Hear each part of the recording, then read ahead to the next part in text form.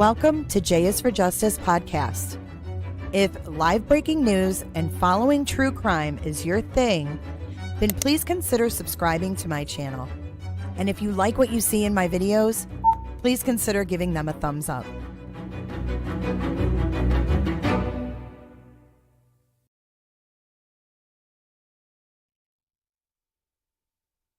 Good morning.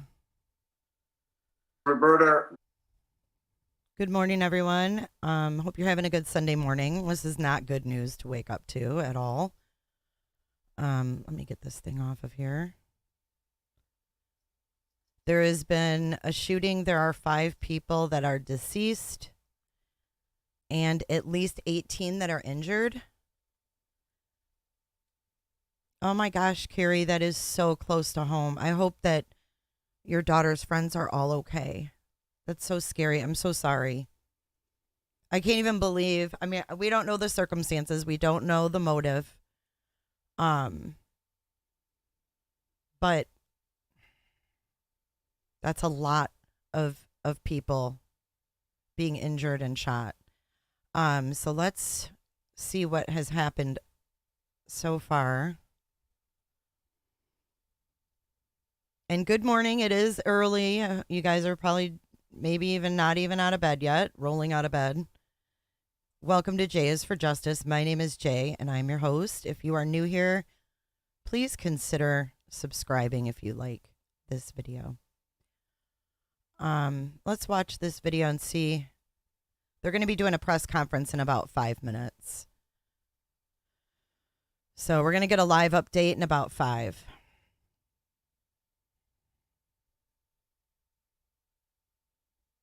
And there's no sound to this. This is just some footage. It's called the Q nightclub. Has your daughter ever gone there, Carrie? The Q nightclub?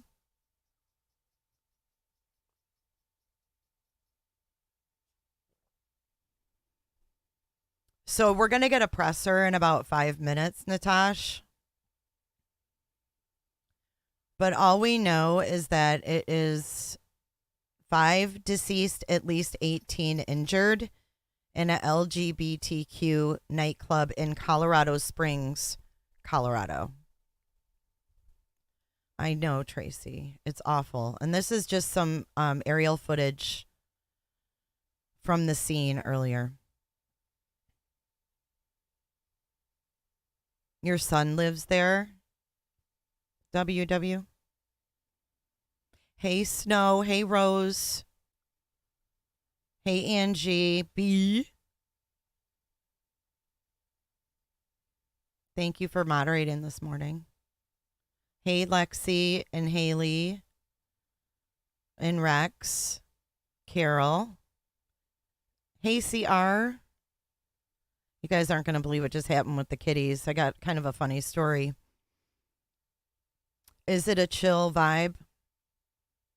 This is just, it's heartbreaking. Ugh, and the worst part is when we find out who the victims are and we see their faces. That's the absolute worst. So let me refresh and see.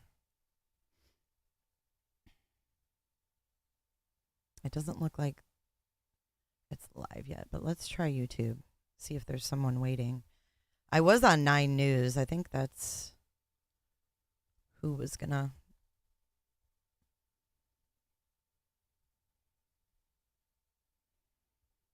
Yeah, here we are. So there's a picture of Club Q. Let's make this a little bit better.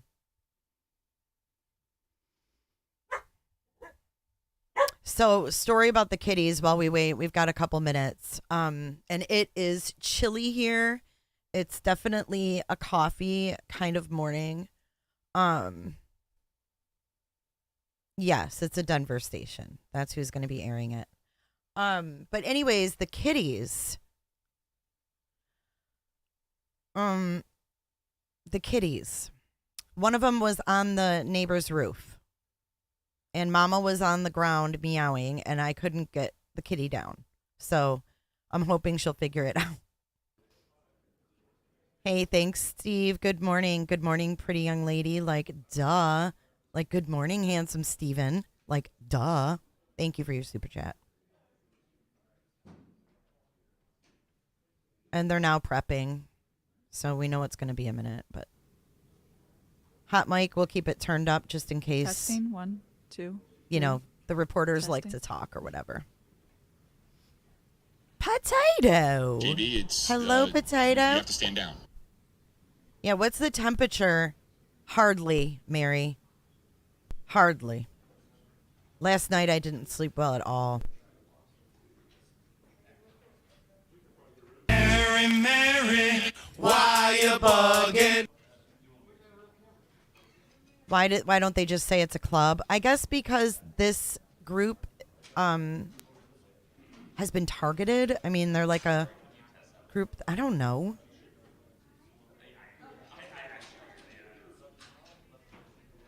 Daisy, I'm hoping that she'll come down. There's a tree right there, so.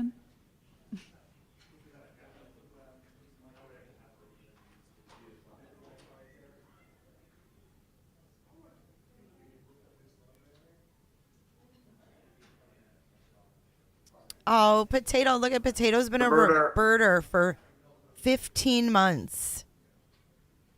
You the best. Thank you, Potatoes. Because it's a hate crime, thank you. They're a target. Thank you. It's still early. Bear with me, guys.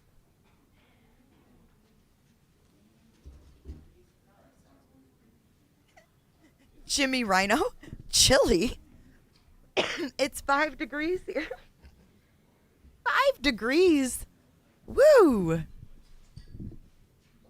One time my cat got stuck in a tree when I lived up in Michigan, and I called the fire department, and the freaking fire chief said to me, I've never seen a cat skeleton in a tree. And I was like, huh? You know, it took a second, and I was like, what a jerk. That was kind of a mean thing to say. Basically telling me I'm stupid. Hey, Aussie. It did remind me of Orlando 2 After Dark. No, Evelyn. No way. No way, no way, no way. I'm not in the single digits, thank God. Let me see what our temperature is. Weather. You guys are going to get mad at me, but to us, it's cold here. Put the temperature at your house in chat. Let's see how chilly it is for everyone. We are 58 degrees right now. That's chilly for here. So I'm putting a 58 in chat. Dude, New York, you guys are buried in snow. Like, no thank you. Lauren, yes, this just happened. Rose has been a member for 25 months. Wow. Jay works so hard. I appreciate her and love her channel. Prayers for these families of this awful deed. I don't know why so much hate exists. Thanks, everyone, for joining, and please hit the like. Thank you, Rose. You covered all bases. 5 people were dead, 18 injured. Obviously, that number could change. The police couldn't tell us how serious those injuries were. They're playing like a news report. We asked how it ended, how the shooter was stopped. Who stopped? Hey, I see lots of new people in chat. Welcome to Jay is for Justice. My name is Jay.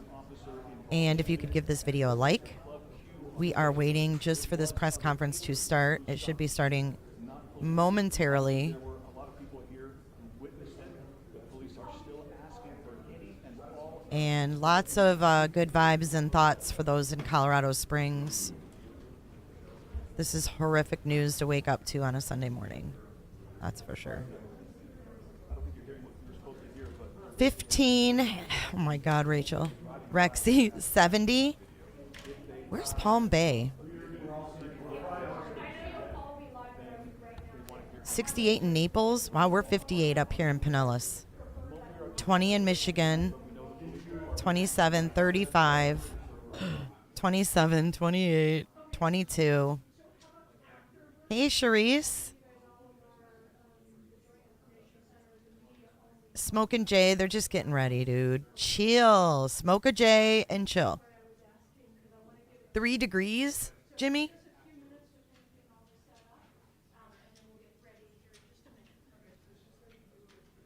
Hi, Teresa Short. How old is the kitten? I don't know, probably 8 weeks. This works for them. Okay. This one's been going in and out for some reason. Great. Do we need but batteries? I don't think so. I can't with So right Colorado now- Springs. There's I this think that one's would been just going in let and out people for some reason. get I'm the close. IT guy and I never fixed it for some reason. Okay. Yes, she has it there. Okay. And we. This is Transgender Remembrance Day. Do you think that there's significance to that, or do you think it's like a coincidence? So here's the order, the plan. I'll introduce everyone. It's 7 in Scotland. It's 55 in Arizona. We're in the 50s too. 22. Watch for falling iguanas today. I will, HJ. 36, Sleuthy. 37, 3. Ooh.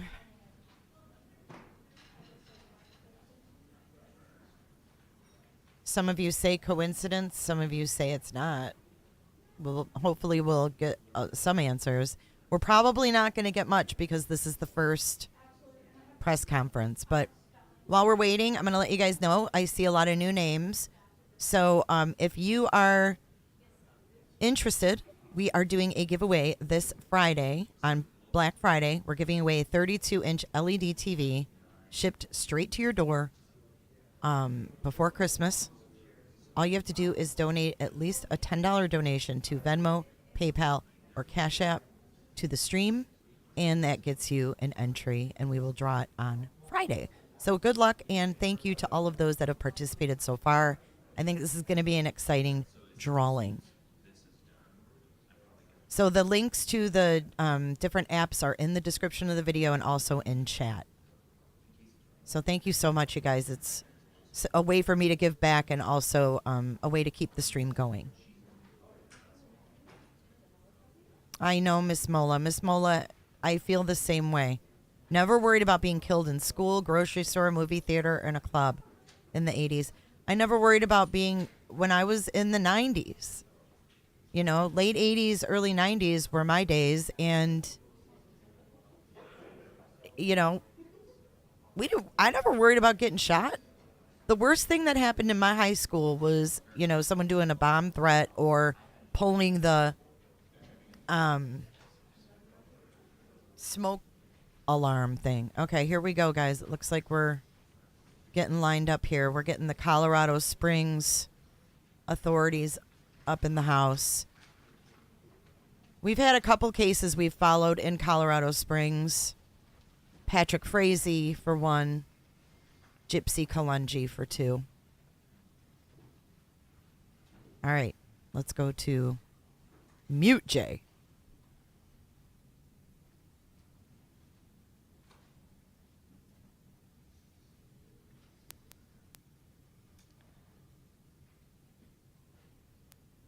Thank you, everybody, for coming. We already kind of have a plan for this, so Colorado Springs Police Department Chief Adrian Vasquez will talk first, followed by Colorado Springs Mayor John Suthers, District Attorney Michael Allen, and Colorado Springs Fire Department Chief Royal will also have some words. I'll then come back up. We'll take a couple of questions in regards to the information that we share with you today. Please understand that this is very early in a complex and ongoing investigation, so there are some things that we simply cannot talk about for various reasons. There were some questions that I was asked earlier this morning when we did our initial briefing on scene. I wanted to provide some of that information to you guys now. The initial call for service, which is what we define as when a citizen calls in to the communication center at the Colorado Springs Police Department, was received at 11:56 and 57 seconds p.m. last night. The initial officer was dispatched at 11:57 p.m. The first officer arrived in the area at 12 a.m., and the suspect was detained and subsequently taken into custody at 12:02 a.m. Please understand that all of the numbers that we are providing are preliminary. They are changing. We have had additional people drive themselves to the hospital. So everything that we're giving you is the information we have at this moment to the best of our knowledge, but it is subject to change. If you were not at the initial briefing, the numbers will be shared with you again today. With that, I will have Carter Springs Police Department Chief Adrian Vasquez.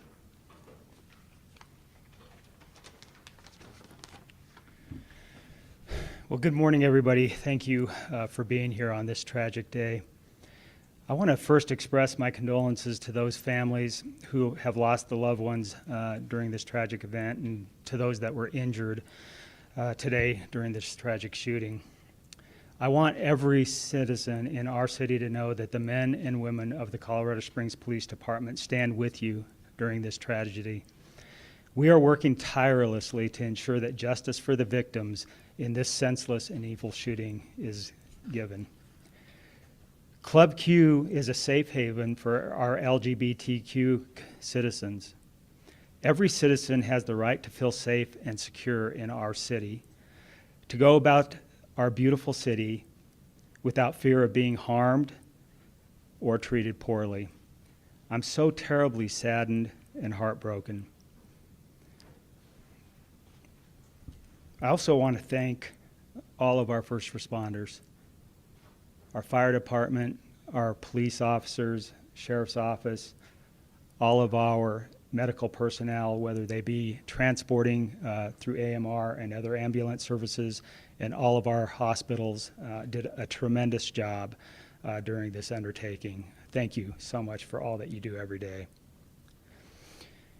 We are actively processing the scene at Club Q. Initial evidence and interviews indicate that the suspect entered Club Q and immediately began shooting at people inside as he moved further into the club. While the suspect was inside of the club, at least 2 heroic people inside the club confronted and fought with the suspect and were able to stop the suspect from continuing to kill and harm others.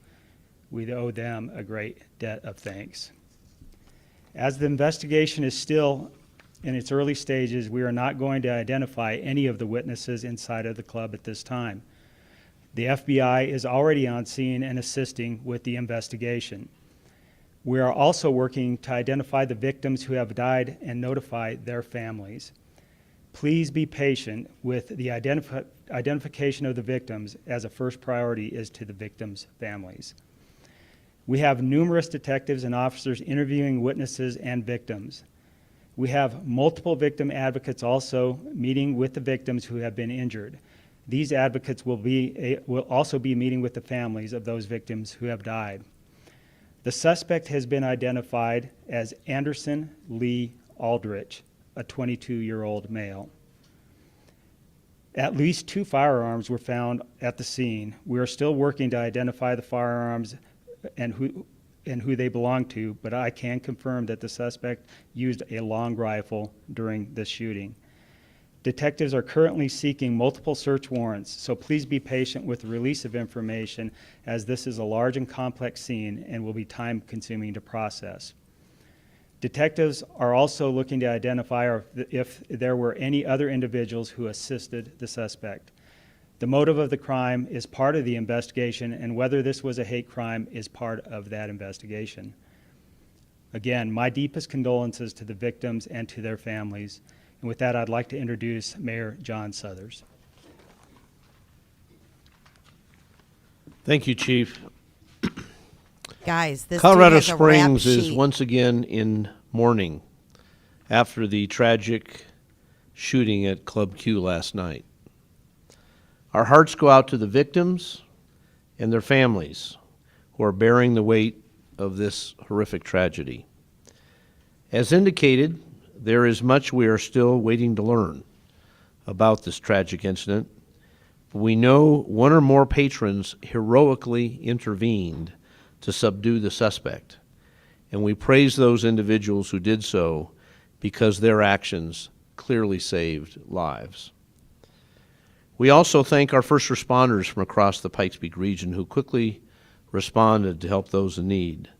The first officer arrived on scene within 3 minutes after being dispatched, and the suspect was subdued within 2 minutes after that. Victims were rapidly transported and received emergency attention as quickly as possible. We are a strong community that has shown resilience in the face of hate and violence in the past, and we will do so again. As a community, we will provide for the victims and witnesses of this horrific event, and law enforcement will pursue this case with the zealousness that it deserves. We will continue to share more information with the community as it becomes available. But please be patient. This is a horrible crime, and we have a suspect in custody. We must do this right and ensure justice is served for the victims of this tragedy. The Governor of Colorado, Jared Polis, has been in communication with me. We talked early this morning. Because he is in COVID quarantine, he is not able to be here personally at this press conference, but he sends his heartfelt condolences to the victims of this tragedy. I've also been in communication with Senator Michael Bennet, Senator John Hickenlooper. I'm also pleased that Councilwoman Nancy Hingham has joined us this morning. This is a community tragedy, and our community will respond appropriately. It's my pleasure now to introduce Michael Allen, the district attorney of Guys, the 4th this Judicial dude District. has Michael? been in trouble. Look at the screen. Thank you, Mayor. Tons of bomb threats. Good morning. was on My their name is radar. Michael Allen. I'm the district attorney for the 4th Judicial District. This is a tragic day for our community, and we stand in solidarity with the victims and their family members as we make sense out of a senseless crime. Every person, regardless of who they are, have the right to be secure from fear and physical harm. And actions taken to strike fear in specific communities will not be tolerated in our community. This is particularly true for communities that have been maligned, harassed, and targeted by persons or groups to intimidate and cause harm to members of those communities. I commend the men and women of the Colorado Springs Police Department, Colorado Springs Fire Department, and AMR for their prompt response to this senseless act of violence, an act that has taken 5 lives and injured at least 18 others. This act does appear to have been carried out by one person, and I can tell you it does not define this community. The one person in custody currently is Anderson Lee Aldrich, 22-year-old male. If additional suspects are identified and arrested, we will share that information with the public at the appropriate time. This will be a coordinated effort with representatives from federal, state, and local law enforcement agencies. There's a lot of work to be done to ensure this investigation is thorough and the eventual prosecution effort is both fair and firm. We will work closely with our law enforcement partners and the victims of this crime and their family members to achieve justice in this case. I can promise you that the DA's office will put together a strong team, and we will work tirelessly to achieve justice on their behalf. At this stage, the DA's office is serving in a support role as the investigation unfolds. In the coming days, the case will be transferred officially to our office, and we will work closely with CSPD to determine the appropriate level of charges for all identified suspects. There's obviously a natural tension in cases that receive intense public interest for information, while also recognizing the need for a fair judicial process. Investigative agencies and my office will share only certain allowable information during the investigation and subsequent prosecution effort, while also being diligent in answering the need for information by this community. I want to reassure the community that there is no ongoing threat that we are aware of, and that we will put every effort into holding any perpetrators involved with this horrific act accountable. At this point, I would be glad to introduce Colorado Springs Fire Department Chief Randy Royal. Thank you. Again, I'd like to echo the fact that this was a sad night and a terrible day for our community. I do want to give a shout out and thanks to the police department for their actions. We have a great working relationship with them, but their actions directly made an impact on saving lives. And part of that was we have direct communications with the CSPD when we're on those scenes. And as soon as they had the suspect in custody, we were able to move our folks in there, our paramedics and firefighters, to start triaging and treating patients. We did not do it alone. An event like this takes the whole community, and we additionally used some regional partners. We had transports from American Medical Response, from CSFD units, from county units, which included Monument, Falcon, Fountain, and security ambulances as well. And they also helped us cover the rest of the city while this event was going on. Additionally, there were a few police cruisers that transported patients. And this is all to the benefit of the survivability of the men and women that we were working on. With those patients, we dispersed them to 3 different hospitals. Penrose Hospital received 7 of the patients. Memorial Central received 10, and Memorial North received 2. Our units were dispatched about 7 minutes, or arrived on scene about 7 minutes after notification. And again, with the Colorado Springs Police Department subduing the victim quickly and getting him cleared for us to come in a lot of circumstances like this, it would have been probably twice as long for us to get in there and start treating. And this one is as soon as we were on scene, we were able to move in there. Thank you again for the time.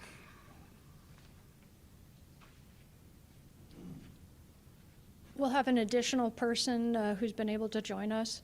Mr. Cole Finnegan with the U.S. Attorney's Office is going to come up and give some comments too.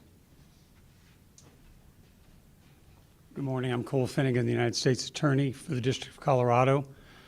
On behalf of the United States Attorney's Office and the Department of Justice, I want to first offer our deepest condolences to the victims and to their families, and our sorrow for the tragedy that has unfolded here, and our thanks to everyone.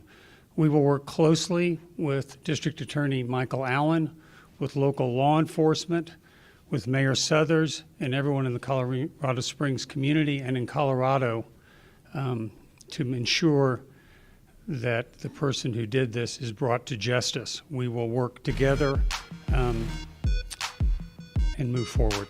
Thank you.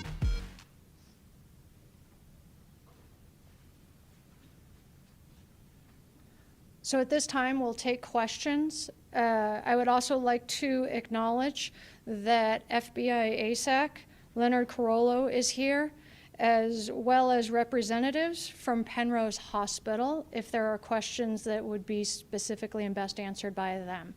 Again, please remember that this is very early in the investigation. Sir?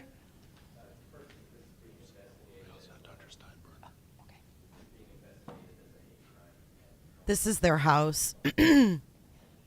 So the question was, is this being investigated as a hate crime, and how many people were in the club at the time of the shooting?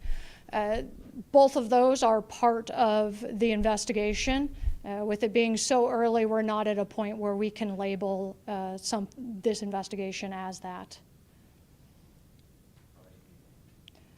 That's part of the investigation. How many people is part of the investigation as well? There were numerous officers who initially responded. We had 39 patrol officers who responded from all 4 of our patrol divisions to this. They have interviewed numerous people along with the detectives, but having an actual number of how many people were in there will take a bit. Ma'am? Was the shooter previously known to the FBI or to CSPD through any previous criminal actions or reports or anything like that? Their interactions with law enforcement will also be part of the investigation.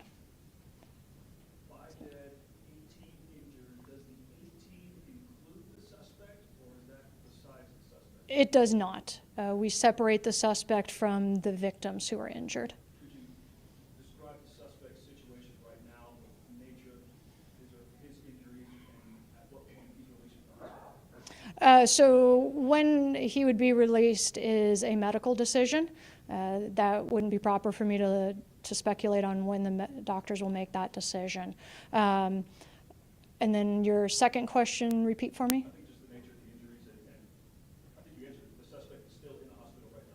Correct, they are at a local hospital. And the extent of injuries, I do not have. Yes. Or if they were injured, to our knowledge, they were not. We're still trying to identify and speak to everybody. Via Facebook, they were inviting minors. Do you know if there were minors at the event? That's the first I've heard if there were minors at the event. I do not know about that.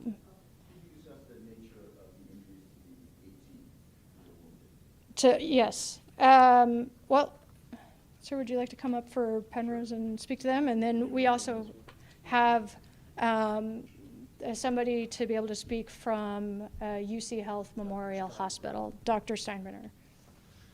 Hello, I'm Dr. Bill Plouth, Chief Medical Officer for Penrose Hospital, and this my colleague, Dr.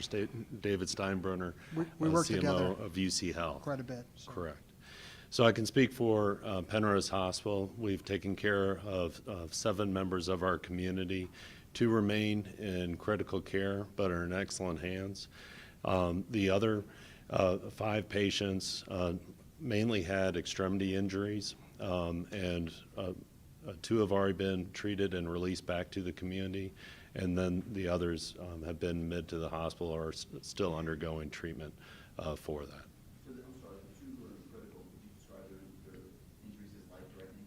Can't hear the questions. Critical implies life-threatening, but I'm not. They in had a position drag to show share more last about night, their you guys. specific injuries. You know the conservatives are all up in Very arms about similarly. these things. We take care of the patients. They go into the ICU. They have injuries from multiple gunshot wounds and the like.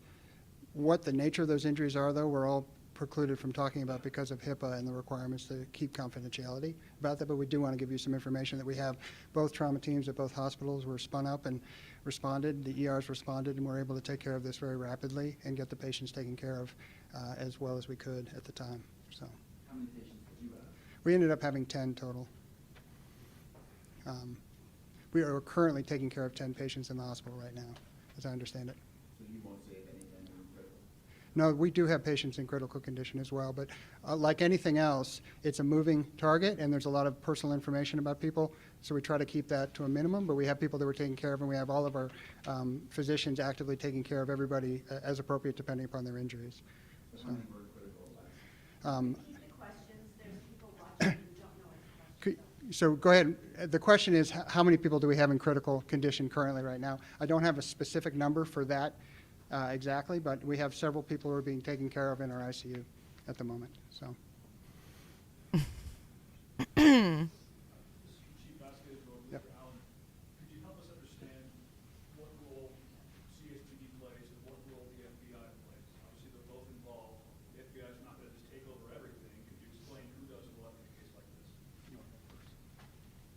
So I'll talk about the investigation, and then DA Allen can kind of come up and talk about prosecution if that works. So the question is, what role does the FBI play, and then what role does CSPD play? From an investigative perspective, we've always had an incredible relationship with the FBI. We have a lot of resources that bring to bear for the investigation. So our detectives from our violent crimes unit, our homicide unit, will take on the lead role from the investigative process. However, the FBI also has a tremendous amount of resources in investigation as well as crime scene processing, as an example. So we will come together, work together, and process the scene and just utilize both resources. However, CSPD is the lead from an investigative perspective, and then DA Allen can speak on prosecution. So it's always fantastic that we have a really good relationship with our federal partners, both Cole Finnegan's office and the FBI. It is fairly routine that if there are any FBI agents involved in the investigative process, they will serve as witnesses in the state prosecution. And I can tell you that we have a strong interest in prosecuting this case in the community. It's important that this community see that this perpetrator is held accountable appropriately for his actions. It's also worth noting, though, that everybody that's charged with crimes, as will happen in this case, is presumed to be innocent until proven guilty beyond a reasonable doubt. It's always important to include that caveat. There was a previous question about hate crimes investigation aspect. This will be investigated and is being investigated in that lens, but I can tell you that the current bias-motivated crime statute in the state of Colorado provides some elevation, but will not elevate beyond what will likely be charges in this case, which will likely include first-degree murder, extreme indifference murder, those types of charges, which are all Class 1 felony murder charges. So the bias-motivated crime statute doesn't really come into play in this case because it doesn't elevate it beyond what we have as the very top-level charges. As to your question, though, about the federal involvement, I hope that answered your question. Chief Vasquez,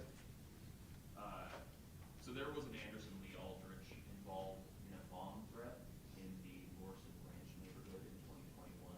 Do you know if this is the same individual, and could you spell the individual's full name?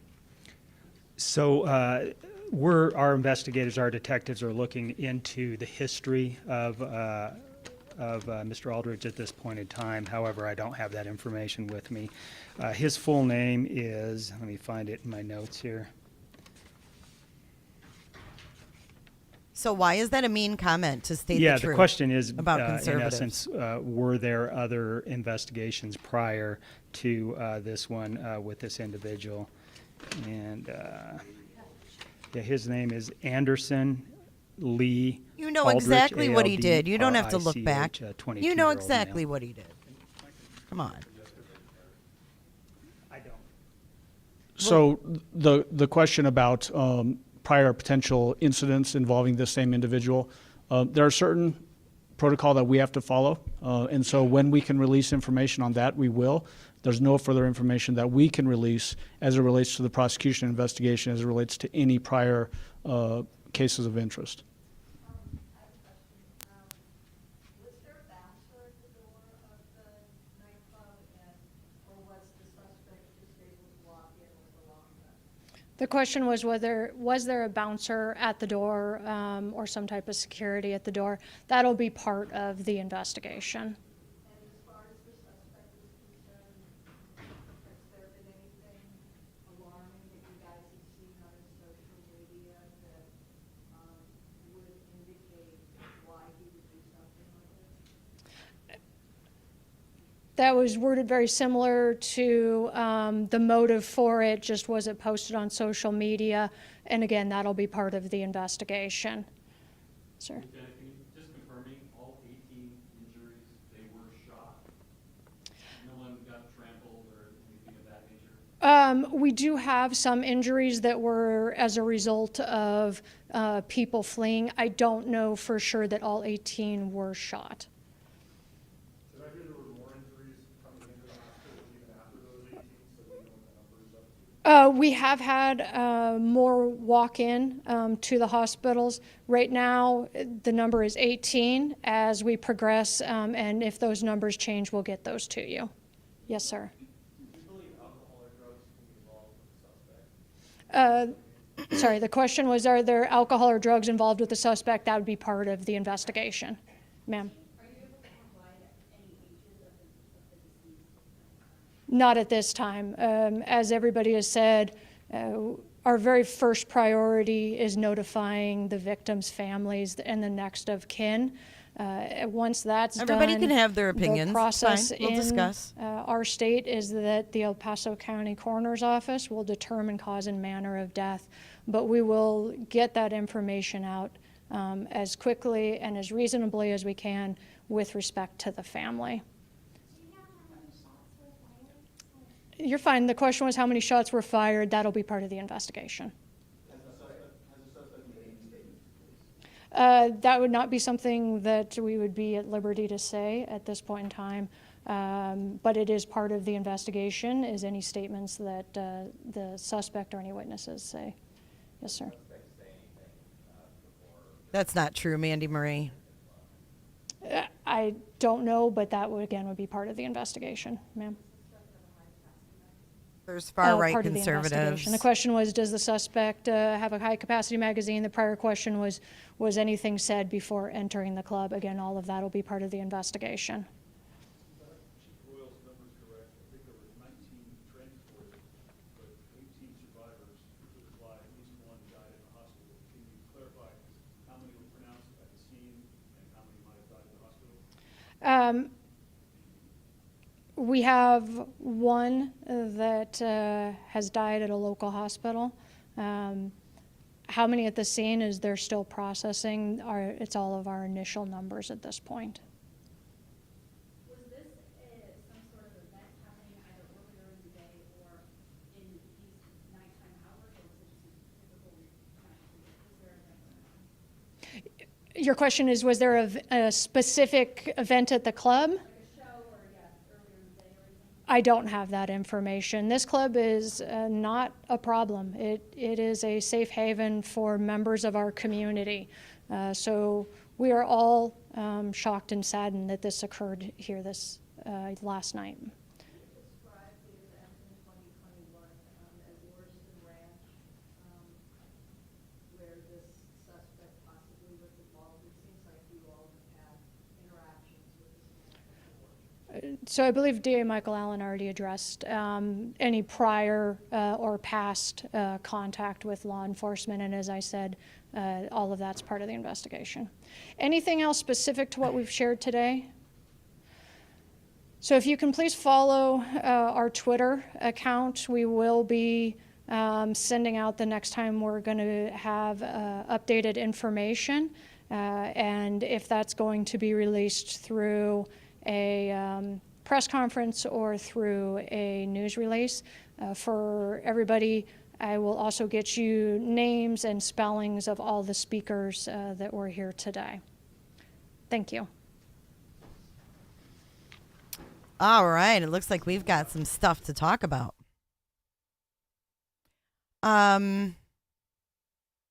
First of all, Mandy. I'm sorry. I said conservatives because I was like literally talking in between a press conference talking. So I quickly got that comment in and I said, conservatives have been all up in arms about drag shows or drag queens. That's all I said. And do you see how you guys blew up? How is that stereotyping? It's been in the news for months that the conservative right is not liking drag queens. I mean, how does that like make you so upset? First, and then I want to address some of the things you guys are saying. There was a drag queen brunch scheduled for today at the club. There was also one last night. Now listen, y'all are delusional, and I'm just saying this outright. You guys are all, oh, I'm disappointed in you. I don't identify with either party, but I am more to the right. But it depends on the issue. But I'm going to tell you something. You're delusional, and I'm going to tell you why. If you're worried about drag, good, Hellcat. I'm glad you think it's rude. It's not rude though. But anyways, if you are worried about drag queens around kids, you need to take a step back and you need to think. Okay? When's the last time you heard or saw a drag queen get arrested for essaying a child? Show me one case of a drag queen essaying a child. You need to look at your coaches. You need to look at your teachers. You need to look at your pastors. You need to look at those people in a position of trust. These drag queens aren't trying to get your children's trust. They're just having fucking fun. They're just having fun. And you need to open your eyes. Look at your pastors and your teachers and all those people that are in your face and up in your children's biz. I think the last of your worries should be a fucking drag queen. I mean, let's be for real. Show me one case of a drag queen hurting a child. I bet you right now you can pull up 10 pastors that have hurt children just in 2 seconds. How judgmental of you. And you're saying I'm categorizing people? Give me a break. Yeah, look at your youth pastors, especially. All those ones that want to be close to the children. These people are just having fun. Leave them the fuck alone. Look at your Republican politicians. And yes, I voted Republican. Do you think that they're not dressing up in women's clothes behind the scenes? There's some sick motherfuckers out there. Look at Paul Pelosi. You're right, I am triggered, Mandy, because I don't like pedophiles. And you're sitting here worried about a drag queen when we have pastors and teachers and doctors and all these people in positions of authority molesting our children. You should be triggered too. Everyone should be triggered. These are our children. These are our future. I mean, what's the difference between a drag queen and having a clown come read a story? I bet you don't act like that about clowns. Ridiculous. I think you guys need to take a step back and look at who you're worried about around your children. Maybe that's why all this shit keeps happening, because we're worried about the wrong things. And just because someone's passionate about something, Mandy, doesn't mean they're triggered. But when it comes to little children being hurt and found dead on the daily, I've got a problem with that. And if you don't want a drag queen to read your kid a story, don't take them to the fucking event.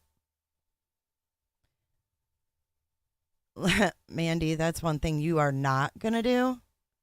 You're not going to come in my chat and tell me to chill.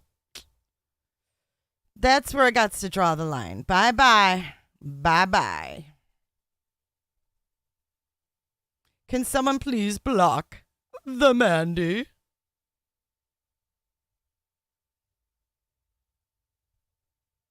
Fucking piece of shit. Oh my goodness.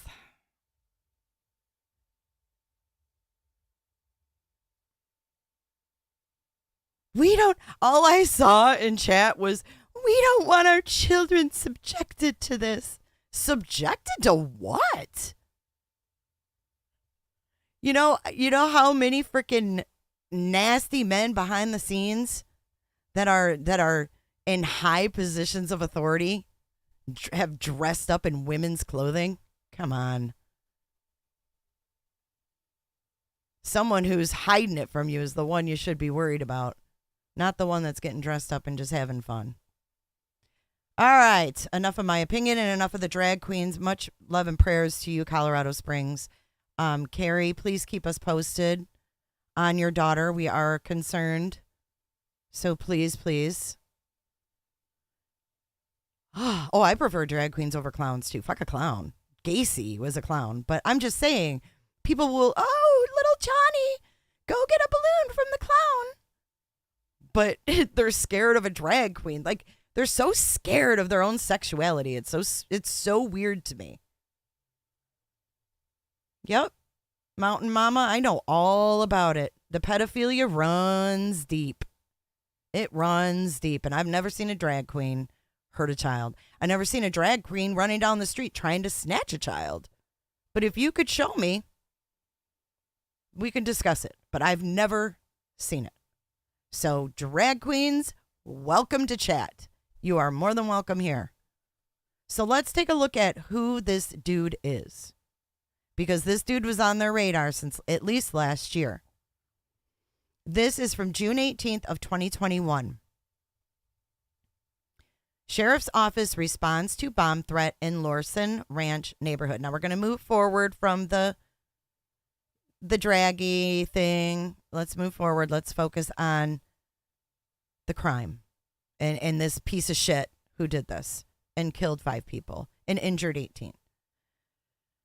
So on Friday, June 18th at approximately 1:56 p.m., deputies with the El Paso County Sheriff's Office responded to the report of a bomb threat in the 9800 block of Rubicon Drive. The reporting party said her son was threatening to cause harm to her with a homemade bomb, multiple weapons, and ammunition. The reporting party was not in the home at the time when she made the call and was not sure where her son was. And I love it because I'm always so calm and chill. And when I get like worked up, people are like, oh my God, you're so triggered. Carrie, thank God. Yay, that is really good news. Love you, Carrie. So glad to hear that. The reporting party said her son was threatening to cause her harm with a homemade bomb, multiple weapons, and ammunition. The reporting party was not home at the time when she made the call and was not sure where her son was. So this is his mother. This is his own mother. Deputies responded to the home and after further investigation, realized the suspect, Anderson Lee Aldrich, date of birth 5/20/2000, was in the 6300 block of Pilgrimage Road, which is approximately 1 mile away from the address on Rubicon Drive. Our deputies contacted the suspect by phone, and he refused to comply with the orders to surrender. Our tactical unit, which includes the regional explosive unit, tell me why this guy wasn't in jail. Why wasn't he in jail? The tactical support unit, which includes the regional explosive unit, arrived and took over the scene. Yes, he was 22. He's 22 now. He was 21 when this happened. At approximately, he turned 22 in May. Do your math. Do your math. At approximately 4:15 p.m., as a precaution, deputies began evacuating approximately 10 homes in the area. At approximately 4:39 p.m., an emergency text notification was also sent out to homes within a quarter-mile radius of the address. We already watched the presser. Be kind and rewind. Thanks. At approximately 5:46 p.m., our crisis negotiations unit was successful in getting the suspect to comply with orders. He walked out of the front door of the home and was apprehended. The regional explosives unit cleared both homes and did not find any explosive devices. He was booked into the El Paso County Jail on the following charges: 2 counts of felony menacing and 3 counts of first-degree kidnapping. A mugshot will be released at a later time. So that's kind of strange.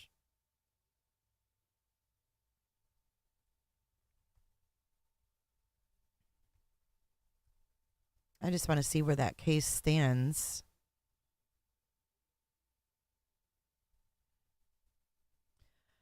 Yeah. So it's El Paso County, correct? I can only go back 6 months. Why was this kid? I wonder if this kid was still living with his mother. It looks like the parents might be divorced. Sentencing hearing. He has a sentencing hearing in January. He has... Oh, that's Ian. Who the fuck is Ian? Never mind, that's not him. Oh, God. Is that like a relative?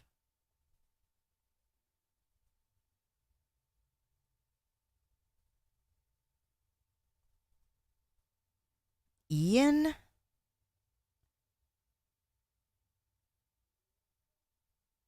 What did he do?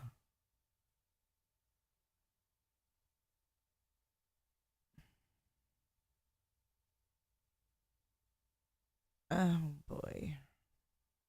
I can't even find an Ian Aldrich. That's really strange. I'm not going to dig right now, but... Are these guys sex offenders? Hold on.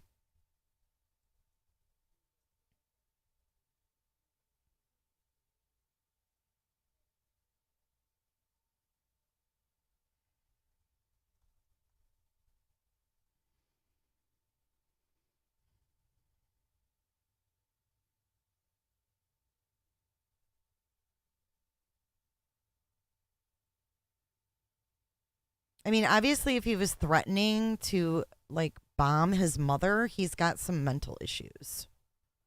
Name. All right, let's do Aldrich. Because they both of that name came up twice in sex offender. I don't know. What's his name? Anderson Lee Aldrich. Why another? Is his middle name Lee? Say it's not. Fuck off. It's freaking Lee. Christopher Lee Watts. Anderson Lee Aldrich. Patrick Lee Frazee. Here's an A. What? Who is this? Why is this doing this?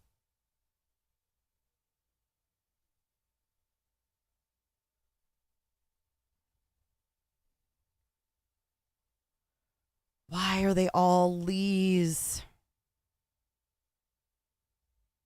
There's an Edwin.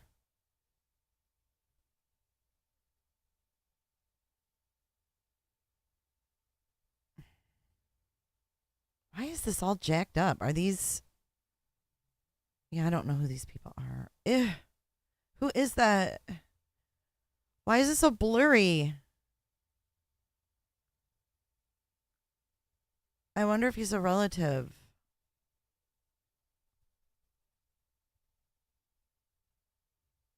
Good Lord.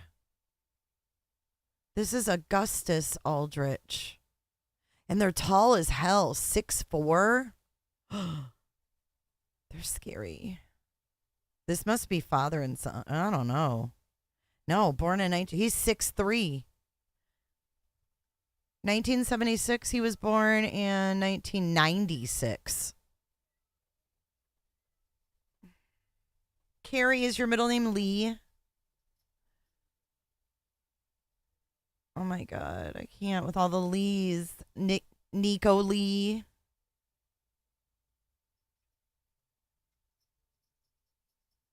All right, well, I'm not finding any of these fuckers on there. So I don't know who this Ian is, but he's got a sentencing hearing on the 10th of January.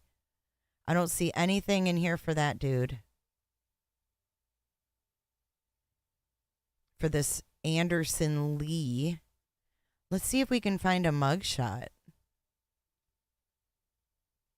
Isn't that weird that he was arrested and the article said, oh, a mugshot will be released later. And there's like no fucking mugshot.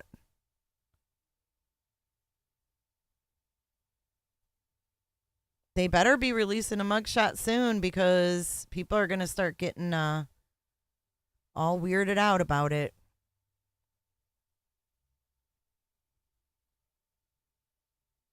But like if he's already been arrested, why don't they have a mugshot? Yeah, Kessinger. Nicole Lee Kessinger. They're all Lees. And if you look at Nico Lee's name, it spells out Nicole. Just a random fact. So they said to follow their Twitter. So we will do that, I guess. Oh, pancakes sound amazing. I need to go get something to eat and some more coffee and...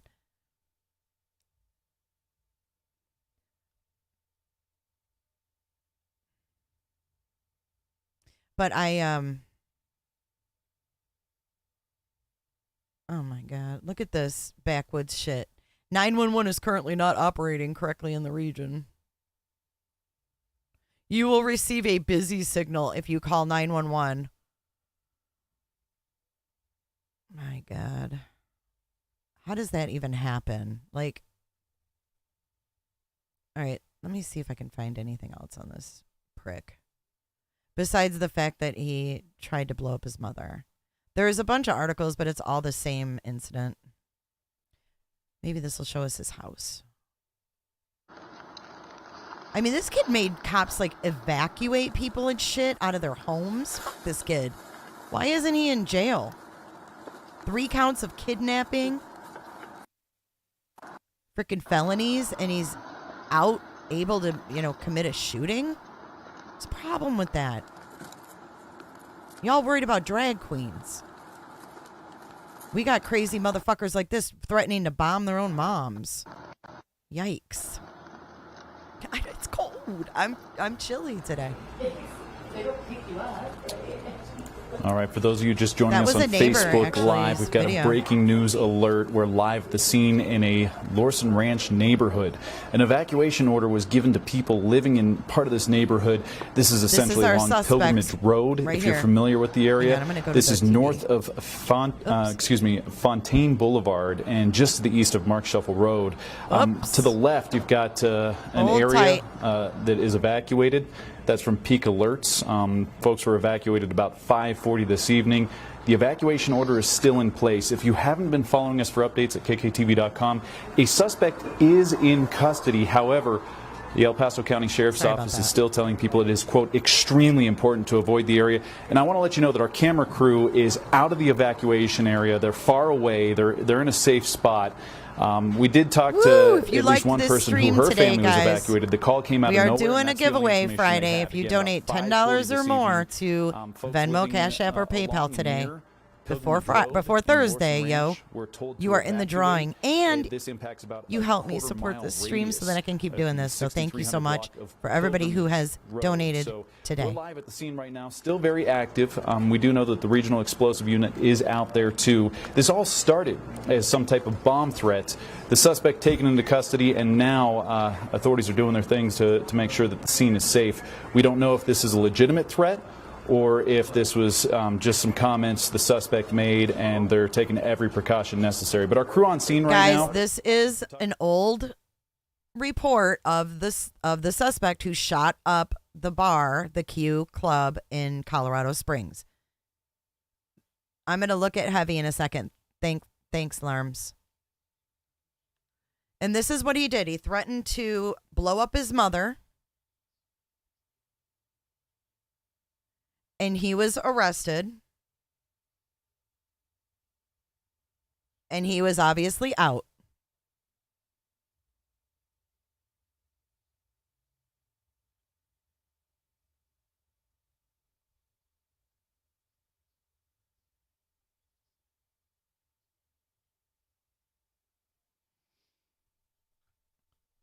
So let's fast forward through this.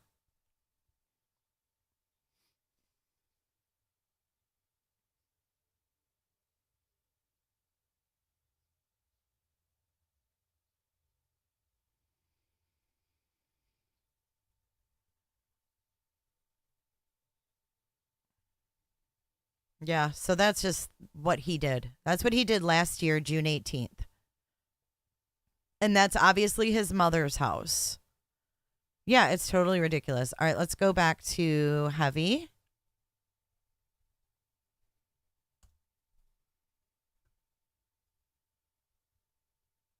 I didn't see a picture here. They must have just added it. Where's his picture?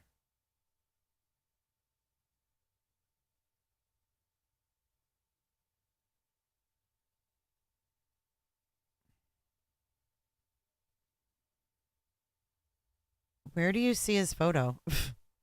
Are you sure you're not mistaking it for an ad? I'm confused.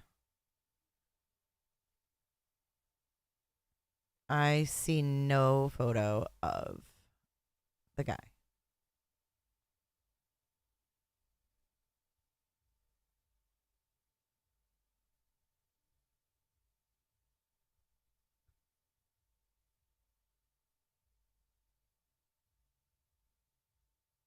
Yeah, I don't see any photos, guys.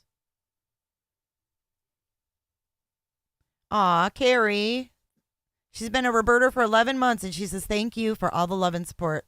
Please pray for the Colorado Springs LGBTQIA community. They are grieving. Absolutely, Carrie. You've got it. Roberta.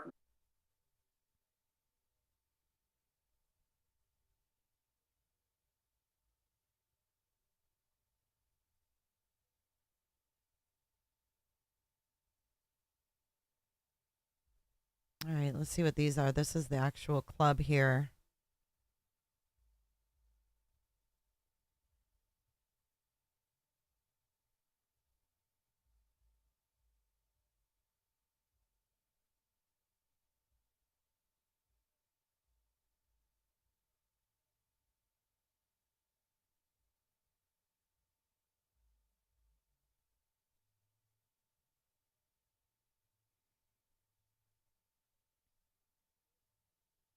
If it's out on Facebook, it'll be out. I don't use Facebook, so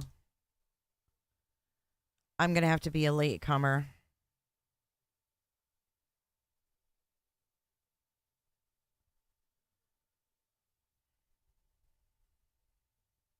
Jays for Justice is not a fan of Facebook. But I don't know why someone said it was on heavy, because it's not.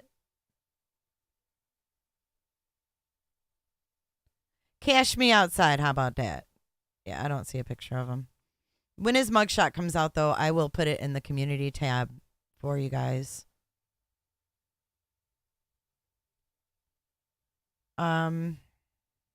Yeah, so I guess that's it. Until the next update, I will keep you guys posted. But I have one more thing that I found last night. Check this out. If you are familiar with the hot water that Jared Lysick of Adventures with Purpose is currently in, you know the old saying, you haven't made it until you've made it on the cover of a Rolling Stone. Well, look who made the big time. Mr. Jared Lysick. And they call him a true crime YouTuber. But what's really interesting is that one of his ex-friends / divers told his story to the Rolling Stone. You haven't made it till you made it on the cover of a Rolling Stone. Some shit like that, right? So it says here that Jared Lysick, founder of the scuba search team Adventures with Purpose, told a fellow YouTuber that emails circulating online are his official response to the allegations. His lawyer says he didn't do it. Look at, they put a crime scene tape across the fucking water. Woo! Now that's pretty good right there.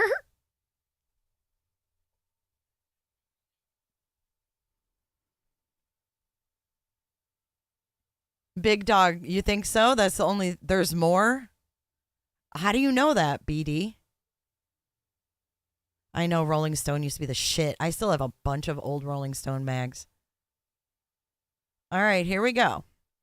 In a video posted to TikTok, a user called True Crime Cam told their followers the bombshell news from the YouTube community. Jared Lysick, creator of a popular scuba diving missing persons team, is facing serious accusations.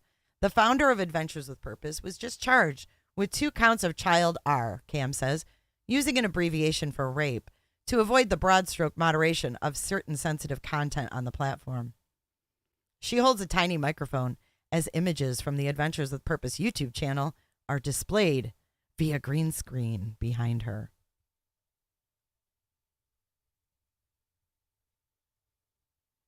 The video has been viewed more than 6.7 million times. Lysick, 47, is charged with raping his cousin when he was 17, and his cousin was 9 or 10. According to the charging documents, which were obtained by Rolling Stone, the alleged crimes occurred on 2 occasions in 1992 in Utah, once at the alleged victim's home and once at their grandparents' house. Since the charges were filed earlier this month, the online community has been grappling from the fall of grace of someone so previously respected for being one of the good guys. There you go. You're worried about drag queens. You should be worried about motherfuckers like this. Someone making a difference for victims and their families. And a community of scuba diving search teams is preparing to move ahead without their leader.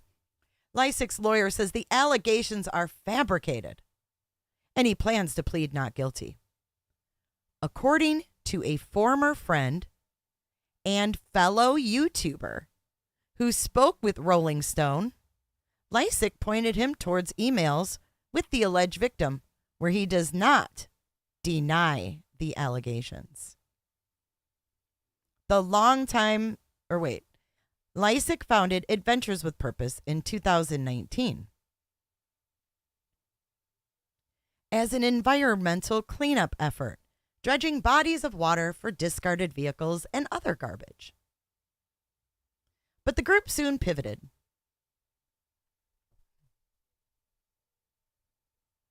Lysick and a growing community of scuba diving YouTubers began using their search skills to find missing persons, usually in cars that had vanished underwater. Most recently, AWPP found the remains of Kylie Rodney, a 16-year-old who disappeared from a Northern California party in August. But the group claims to have solved nearly 24 cases. I implore you to go watch Josh Cantu's video from yesterday and tell me if anybody looks familiar in his little video. Recently, fans noticed Lysick had been appearing less frequently in videos on AWP's YouTube channel, which has nearly 2.8 million subscribers. A couple of months ago, Jared started showing his face less and less in these videos, and no one knew why. True Crime Cam said in her viral video, on November 3rd, the charges were filed. A probable cause statement laid out the disturbing allegations, claiming that in one instance, Lysick, quote, pinned the victim to the ground, pulling her underwear down and putting his penis in her vagina, end quote. On the second occasion, Lysick allegedly, quote, laid on top of the victim and put his penis in her vagina, end quote. The state does not have a statute of limitations on most sex crimes. Reached for comment, Lysick's attorney, Randall Richards, says they plan to fight the charges and claims the alleged rapes never occurred. We have some evidence we can't disclose at this point, which would verify that she's lying about this, he tells Rolling Stone. We are going to fight this all the way because it just didn't happen. Lysick is scheduled to make his first appearance in court on November 30th. At which point, Richards says Lysick will enter a plea of not guilty. The San Pete County Attorney's Office did not respond to a request for comment. The online community has been swift to condemn Lysick. While AWP still has close to 2.8 million subscribers, they've lost around 20,000 in the last 2 weeks. On Reddit, one-time fans have shared information for getting back donations to the group efforts. One person asked for advice on removing AWP logos from emergency window breakers the group sold to help people prepare to escape from a sinking car. Sandpaper and magic eraser did the trick. Meanwhile, Lysick's colleagues have scrambled to distance themselves from AWP. At least 4 former members posted resignation announcements on YouTube. Clips of the statements have been posted to TikTok, gathering tens of thousands of views. Quote, I am just as shocked as everybody else, said Doug Bishop in a video statement responding to the news. Quote, it's really unfortunate and heartbreaking. Bishop, formerly AWP's lead diver, said he has left the company. He added, quote, there's victims out there that have a story to tell. I have been a voice for those victims, and I'm going to glue my beard on and continue to follow that passion, and I'll have the support to do so. Very confident. I know I'll have the support to do so. Well, he's not going to have my support because he lied about Kylie Rodney. He lied to my viewers. I don't like that. So he doesn't have my support. Lysick's sister, Jessica, has also recently posted on Facebook using the hashtag Stop Jared Lysick and claiming he sexually assaulted her and others. There's new information that we haven't heard yet, guys. Chill. Jessica did not immediately respond to a request for an interview, and Lysick is not being charged with any crimes related to Jessica. I agree, Donovan, 100%.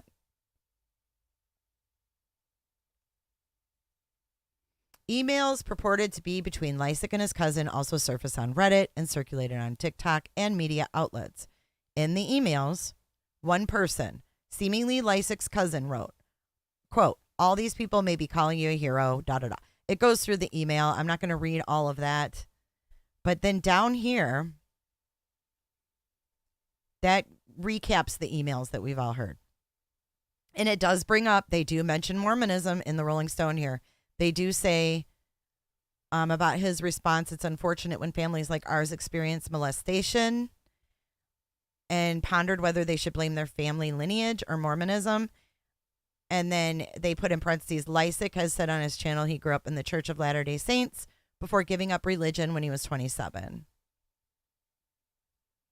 So can we really blame the Mormon Church if he's not even a Mormon anymore? Okay, but this is where it gets good, guys. You know that Nug character? I'm sorry, I'm just going to be honest. I don't trust any of these people. And I don't give a shit who it makes mad. I'm not going to lie to you, and I'm not going to lie to myself. I trust none of them. I get bad vibes from all of them. I think they all are shysters, and I think they knew Jared was a shyster, but they were just hoping it would butter their bread. And guess what? It ended up not buttering their bread, and now they're pissed. But if he was buttering their bread like he was buttering his own, they wouldn't have said shit. Yeah, his name's Nug. He's some diver. It's bizarre. But he made a big video with, what's his name? His, like, some other diver, a younger kid. I don't know if it's his son.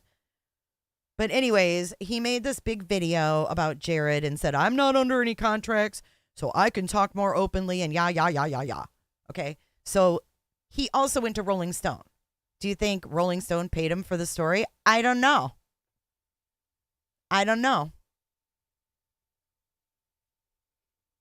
Seeking confirmation of the email's veracity, some social media users have pointed to a live stream from scuba diver Jeremy Sides, who runs the channel Exploring with Nug. He described texting with Lysick after the charges came out.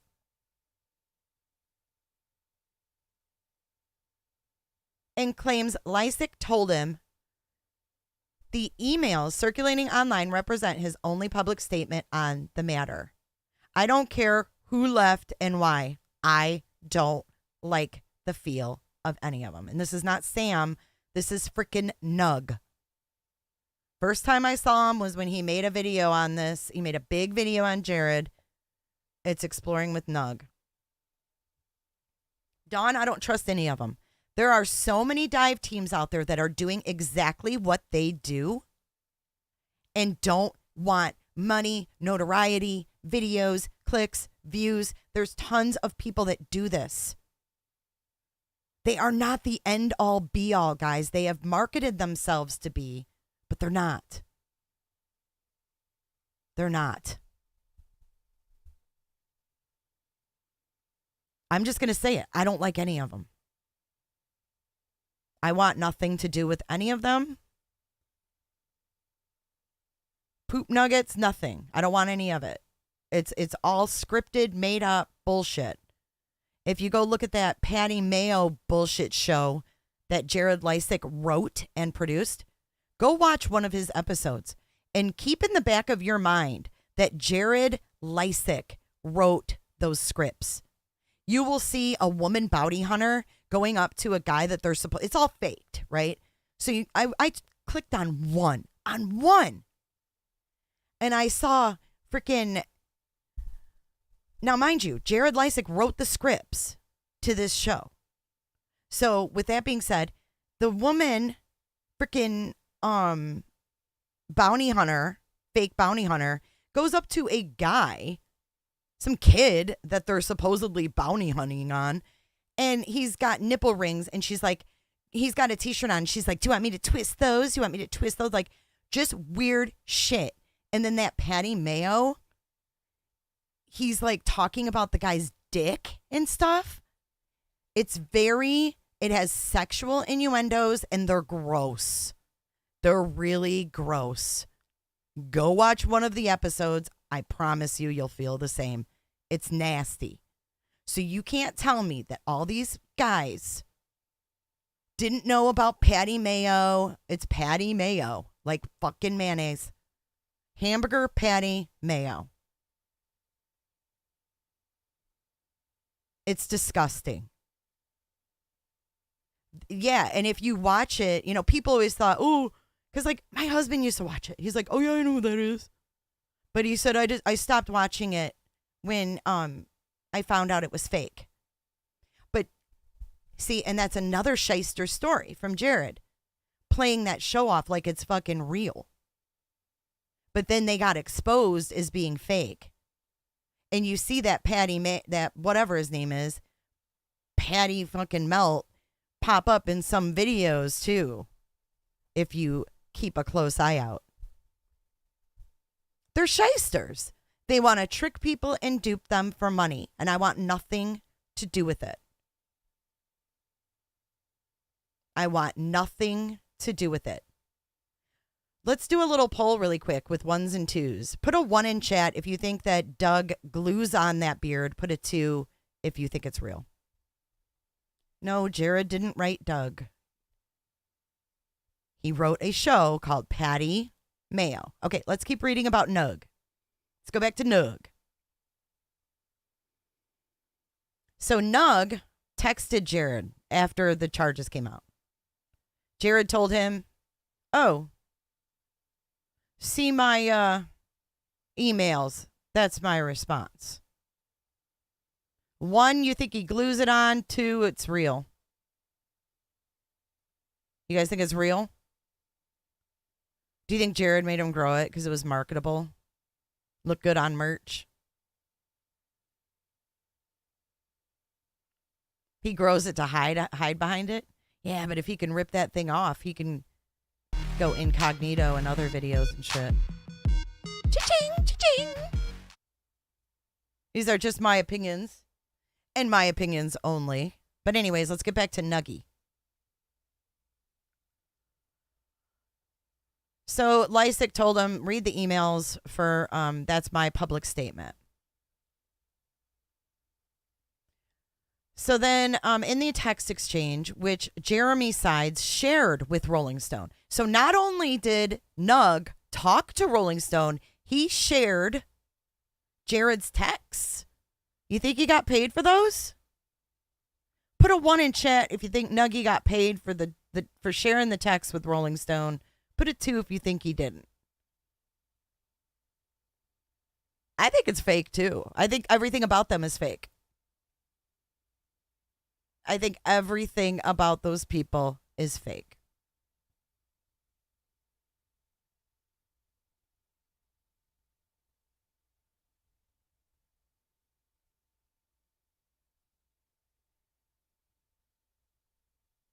What would... His beard was wet in a picture. It looks real. Well, it could be a real beard. It's just not really his.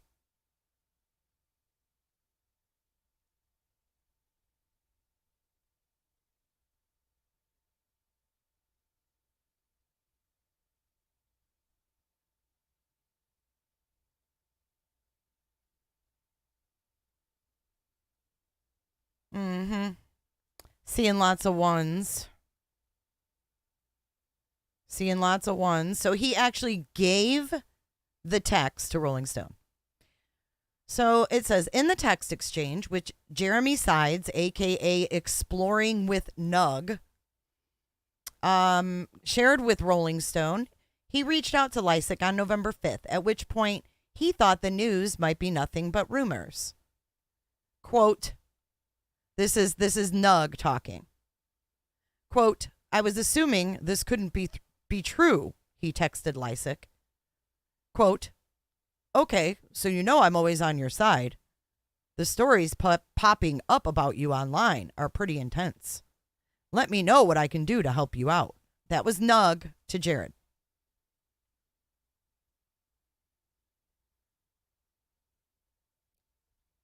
Oh, they all strike me as terrible people for what they did to the Rodney family. They made a girl's accidental death look suspicious and like a murder.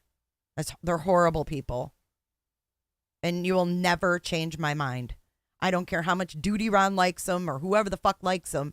I don't like liars. And I don't like people that fuck with other people when they're in one of the worst situations of their life.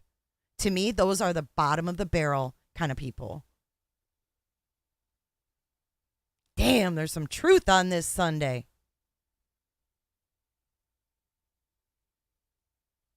All right, so that's Nug talking to Jared.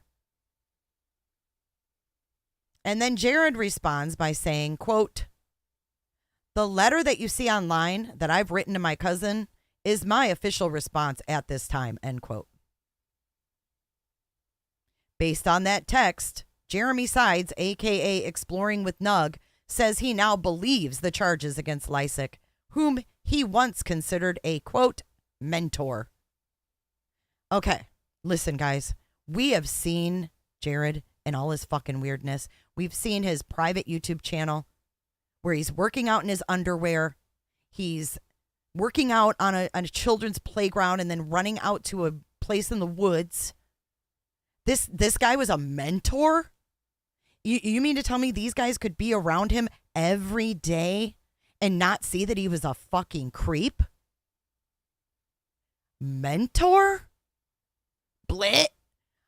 I see tons of people in chat saying, I saw him and I was creeped. Didn't know why, couldn't put my finger on it, but I had a feeling. But I had a feeling. Lots of people have said it. How could you be around this guy all the time and not get a Creep Town vibe? But like, to say he's a mentor. Not to just say, he was all right. A mentor. Quote, "It was never a denial," Jeremy Sides, a.k.a. Exploring with Nug, says, describing the emails. Quote, "He never said, I don't know what you think happened, but it didn't. It was some very damning evidence." Look at these guys are still stirring the pot. They still don't know when to shut the fuck up and let the courts handle it, right? They still don't know when to stand down. It's sick. How can you trust these people in the future? How? Make it make sense.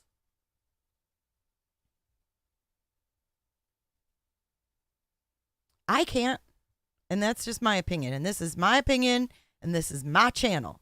And if you don't like it, you can get the fuck out. Because that's just the way it is. It's just the way it is.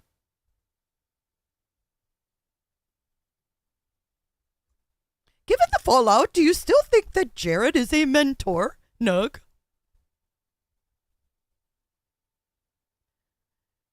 Yes, I will not ignore my gut anymore. I had a gut feeling about these dudes from the beginning. And I actually, almost lost friends over the shit because people are so defensive of these motherfuckers. Or they were, for God knows what reason. I never saw what was the big to-do, but to still see YouTubers, like Duty Ron going on their thing saying, "Oh, thank you so much." It's like, dude, we all need to sit back and wait and see what the fuck these people knew because we don't know them. So here we are, having other YouTubers make us blindly trust people again. Don't do it. Don't fall for it, man. Don't fall for it. That's all I'm going to say. That's all I'm going to say on that topic. But Jared, congratulations on making the Rolling Stone. You have made it, boy. Man, oh man, I just can't wait to see where it ends up after the 30th of November. Where do we think he will make his gold shining appearance then? Who's DR? Oh, yeah. Yep.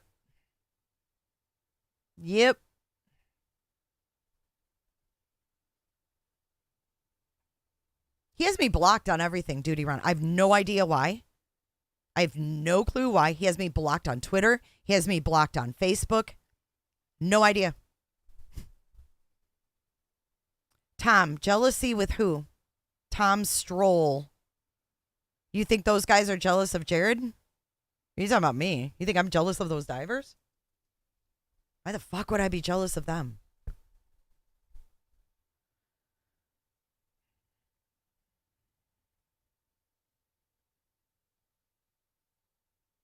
Yeah, Midge, I think that's wrong too, to hold out and make your people become Patreons. Like, oh, I'm doing a Patreon live. Like, really? Oh my God, you guys crack me up.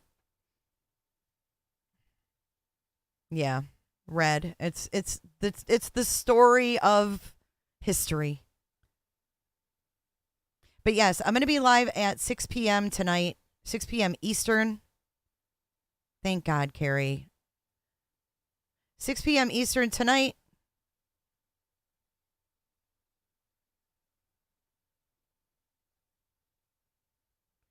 Yeah, I don't know. He actually called me on the phone.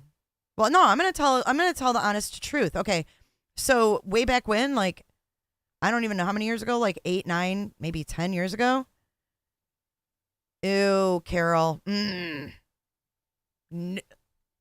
La la la la la on that one. Nope. But anyways, Duty Ron used to be on Periscope with my ex-friend Oni. And yeah, they were over there. I don't know what they did because I was not on Periscope for very long, but they had apparently been on there for quite some time. And Duty Ron was like a father figure to Oni, which I thought was quite interesting. Oni was my homosexual friend. So at any rate, when Oni was shamed off of YouTube for being a scammer and a con artist, I don't know what happened with him and Duty Ron, his father figure, but like last year during the Summer Wells case, he called me because he had my number from a long time ago when I met him through Oni. I met Duty Ron through Oni. And anyways, he had my number and he called me and he was like, I just wanted to call you and say, like your TikToks are using my content and like you're not tagging me. And I was like, what? And someone like was doing that for me. So I said, I'm going to have to talk to them. And he said, that's cool. If you could just credit it. And I was like, yeah, no problem. But I thought she did. And then I went and looked and she did. So he was going off of something that someone was telling him. It was the most bizarre interaction I've ever had. I've gone in his chats and said hi. I didn't realize I was blocked. I'm blocked on Twitter. I'm blocked on YouTube. And I'm blocked on Facebook. So if it isn't him, Duty Ron, that's physically doing it, Duty Ron, you have someone who on your team, in your camp, that's blocking me. I've never done anything to Duty Ron. I've never even talked about him until now. But you know what? If we're dropping truth, that's the truth. He was Oni's BFF. They were on Periscope all night long. I don't know what the fuck they did. I wasn't there. I didn't witness it. That's all I can tell you. Periscope is now gone, so good luck. But that's my experience. That is my experience. Amy M., he blocked you too? Why? I mean, literally, I'm blocked on Twitter. I was like, what? Why would he do that? Like, it's weird. It's really weird. And I've always been, kind to him. I've never, ever had a problem with him. But when he called me about the TikTok thing, I was like, this is bizarre. Truth wins. Not me. I'm not touching that one. I am not touching that one. I have no interactions with him like on a personal level, but yeah, it was just bizarre, Potato. I was left like confused. Yeah, I don't know. I think that, YouTube putting out all of these things to you guys about checking your experts. Have you seen those pop-ups? Check your experts. Don't believe everyone who says they're an expert. Don't believe every cop. Don't believe everyone's a lawyer. Don't believe everyone's a doctor. Everyone's a bounty hunter. Everyone's this. Everyone's that. You have to tell yourself and ask yourself, is it plausible? Is it probable? Or do I need to keep an open mind? Those types of questions, because you can be anything you want on this platform, unfortunately. This is like a no holds barred. It's like, imagine you guys going to work. This is how I feel when I do my podcast. It's like going to work and being around criminals, scammers, liars, cool people, but you're trying to decipher the cool people from the criminals and the scammers and the con artists. I mean, it's insane. I mean, I could go get a white coat, put on a wig, put some makeup on, get some cat eye glasses, and say I'm a fucking doctor. And give you, psychiatric advice or talk to you about warts. I could do whatever the fuck I wanted. And people are doing it. So you have to remember that this platform is not all reality. A lot of it is people also that are acting. And, people that want to be like reality show stars and stuff like that. Like MGL. I mean, it's real. It's what people do.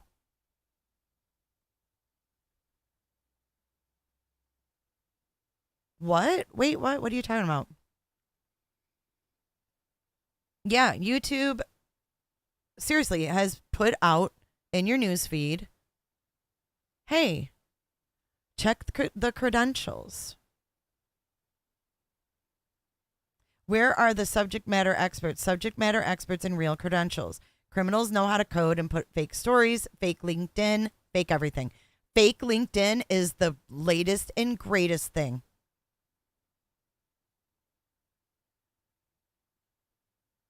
Teresa, there's another unethical thing in my opinion. Thank you, Monica Bueno. I don't use anything special. I don't even know. I don't know. Cetaphil? Something? Right. Dr. Oz, Dr. Phil. No, YouTube has changed because now we have live streaming and all these ways to make money.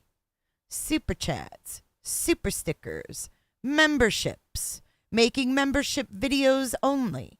There are so many ways to make money that it's almost used in a detrimental way in some cases. So, like, if someone sounds like too good to be true, they probably might be. I don't know. I just think that you can be whoever you want on YouTube. It's a no holds barred platform, and we just need to know that when we go into it. And that is Truth Wins. That's what Elon was talking about, which I thought was cool because he was going to make people, like, if they're doing a parody, they had to mark their Twitter as a parody channel, which didn't work. But YouTube, I think, should do the verification where you have to verify who you are. And exactly, Chocolate Milk, it's a grifter's dream come true. It's such a large platform. They're not going to get caught. There's so many motherfuckers on this platform, billions. They are never going to catch them unless it's like some really high dollar thing. And if you think there aren't people who make up missing people cases for money, you're sorely mistaken. True crime is at the highest viewed genre. And it's the most viewed that it has been ever. The most viewed. And you think that grifters don't see that? They're like, fuck, we got to get out of this genre because that ain't cutting it no more. We got to get into the true crime because that's what everybody's watching.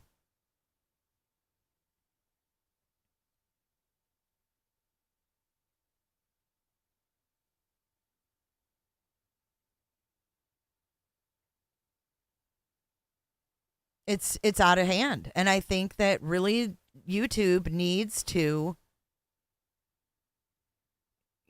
make people verify, like Facebook does. I couldn't even get my Facebook back.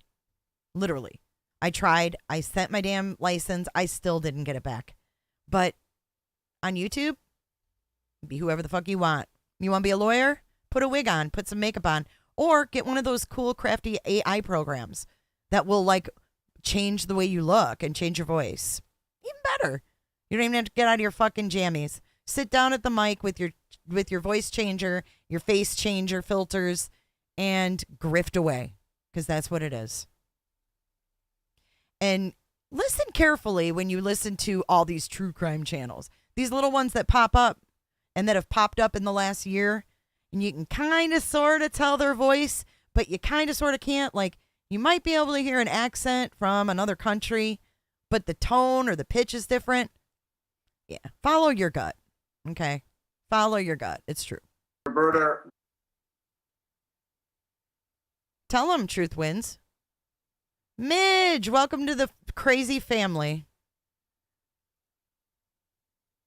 Tell them.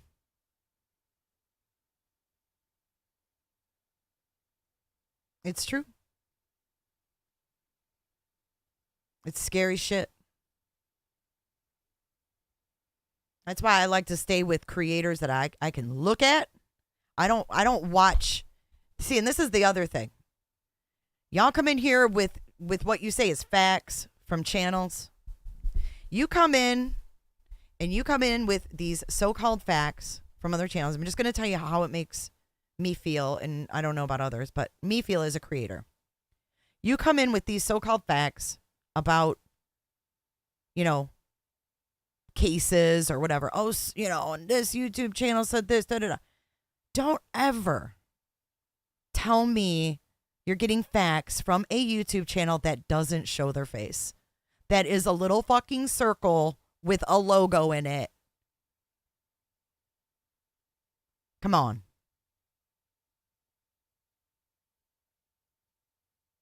Come on.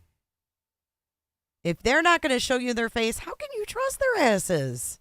How can you give your money to someone that won't even show you their face? Well, I said it last night and I didn't get a strike, Gene. We talked about Jeffrey last night. When I see that bullshit, you know what is the best thing to do? Hit the little 3 dots. It says, don't recommend this channel or not interested. It works like a charm. YouTube has these nice little tools in place so that you don't have to see the shit. Yeah, truth wins. They were using my pictures. Yes, absolutely. My children's. I told you guys that when I was hacked. They used my children and my family's photos and put them in case photos and sent them to me. Oh, look at this. Show this live. Yeah, fuck off. Fuck directly off.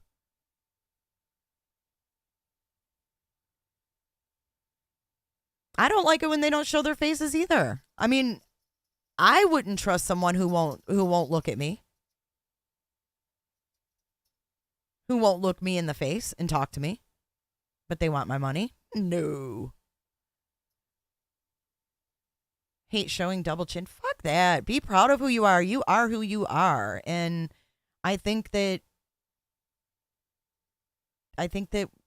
just people need to just, I don't know, be more real. Yes, you can say not interested, and you can say straight up, don't recommend this channel, and they'll never show it to you again. So if it's like a topic you don't like, you can hit not interested. But if it's a channel and you're like, I don't ever want to see these motherfuckers, I just put, don't show me this. I don't know. Wait, what? I don't think so. I would think they'd need a lot of manpower to watch YouTubers. There's a lot of us out there. Truth wins. I fucking knew it, Jay. I swear some of my pictures have been used too. Yeah, I don't know. Mine were for sure. They were emailed to me like that. Doctored and emailed to me. People are idiots. I ain't got time for that shit. Not at all. So anyways, it was nice speaking some truth with you guys, but that is the truth of the matter. And sorry to bust your guys' bubble, but it makes me mad because I hate seeing people like blindly getting duped. I don't like that. And when I saw this Rolling Stone thing with this Nug guy in it, because like everybody was like, oh, Nug, you're the best. Oh. And I was like, what? And I didn't say nothing until I saw this, that Jared made it on the cover of the Rolling Stone, and I was just like shooketh. I was like, really, Nug? Like, you're giving the Rolling Stone your text messages with Jared? Why? For money or what? What was the point of Nug giving Rolling Stone those texts. It's dirty. It's dirty. And just because Jared is dirty doesn't mean that someone else has to turn around and be dirty. You know what I'm saying? Just keep in mind, you guys, this is my last thought, and I'll leave you with this. Just keep in mind, I lost my thought. No joke. I really did. I really did. I had a total mind blank. It started just completely downpouring, threw me off.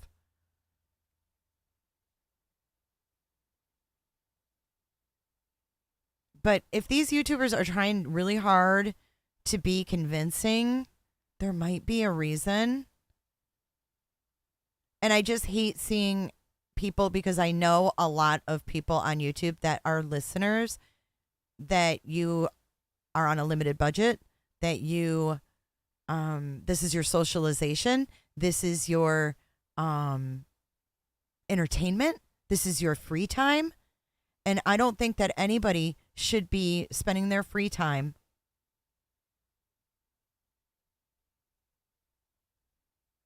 being lied to.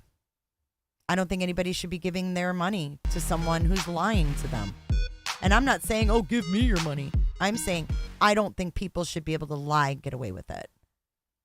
And that's just it. But I can't remember what I was going to say about, yeah, it was dirty. Oh, yeah. Remember this, guys. And this always happens on YouTube. When we have someone who's outed for being a bad person, we automatically go to whoever speaks out against them as being good. Just because one person is bad doesn't make everyone that was in that person's orbit good because they stepped away. What choice did they have? So I think you guys should trust your guts. Don't trust me. Trust yourselves. Trust your gut. Think for yourselves. This is not me telling you who to watch.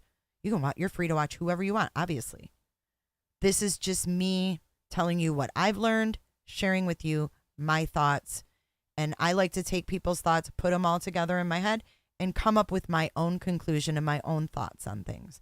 And I would be really interested in your guys' thoughts in the comment section of this video, because I really want to know what you guys are thinking about this. I think that this has been a really tough lesson for our YouTube community. And it's made us all kind of question who we're watching, who we're following. And I just hope that I could give you a perspective to take and put into consideration when you're making up your mind on who you're going to watch and who you're going to support. Because I just have nothing but love for everybody in this community who is here for the right reasons. And I would like to think that my listeners are definitely here for the right reasons. So I love you guys, and I appreciate you hearing me out. Oh, Mrs. Kurt Cobain, hello. You're going to have to rewind, babe. You missed it. Vicky S., that's good advice too. Stop idolizing these people.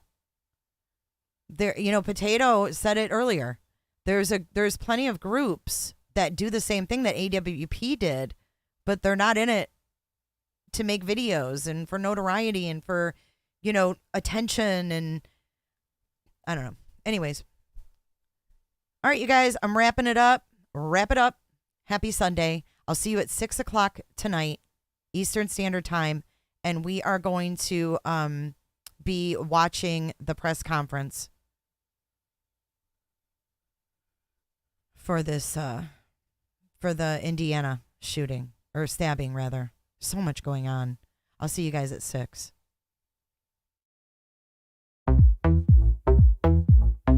I don't give a damn. I don't really care about you and your problems. I don't give a damn.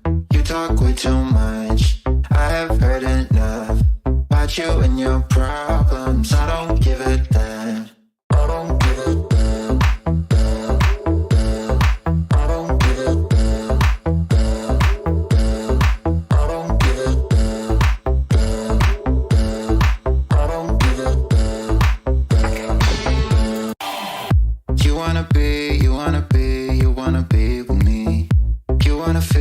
something real, but I'm feeling differently. You're making plans to get to France, but don't wanna face the fact that I ain't got time, I ain't got time, I ain't got time for that. What you are witnessing is real. The participants are not actors. Buy new shoes, hanging by the pool, sipping on Coke and Jack. Calling my phone when you feel alone, but I'll never call you back. The lawyers